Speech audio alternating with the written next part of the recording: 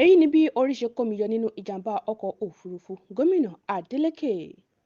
Gómìnà ìpínlẹ̀ Ọ̀ṣun Sẹ́nitọ̀ Adémọ́lá Adeleke ti sọ pé ó ṣeéṣe kó jẹ́ pé àwọn kan ti fọwọ́ kan ẹ́ńjìnì ọkọ̀ òfurufú méjèèjì tí òun àtàwọn abẹ́ṣekáwọ́ rẹ̀ fẹ́ wọ̀ láìpẹ́ yìí tó fi dédé gbiná.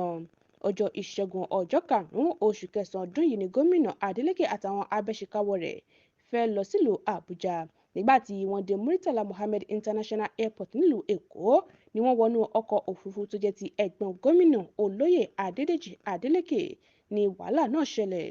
A gbọ́ pé ọkọ̀ òfurufú ọ̀hún Bombardier Global Express 6000 ló gbiná ní nǹkan bíi aago 9 àárọ̀ lẹ́yìn nǹkan bíi ìṣẹ́jú márùn-ún tó gbéra. Ẹni tó jẹ́ alákòóso igun tí wọ́n páàkì àwọn ọkọ̀ òfurufú náà sí, Sam Iwájọkù, sọ pé ẹyẹ ló ta ìtẹ́ sínú ẹ́ńjìnì ọkọ̀ òfurufú náà. Ìdí nìyí tí ó fi gbóná jù tó sì fi gbiná ní kété tí wọ́n tan iná sí i. Ṣùgbọ́n akọ̀wé ìròyìn fún gómìnà Adeleke Malam Rasheed Ọláwálé ti sọ pé irọ́ pátápátá ni Iwájọkù ń pa. Ó ní báwo ni ìtẹ́yẹ tó jẹ́ òkú lásán láìṣe irin yóò ṣe jẹ́ kí ẹ́ńjìnì ọkọ̀ òfurufú gbóná. Ọláwálé ṣàlàyé pé kò sígbà tí àwọn akọ́ṣẹ́mọṣẹ́ tí wọ́n mọ ojúlẹ̀jà ọkọ̀ òfurufú kì í ṣiṣẹ́ lára ọkọ̀ náà, bẹ́ẹ̀ ni ọwọ́ kò fìgbà kankan kúrò lára wọn.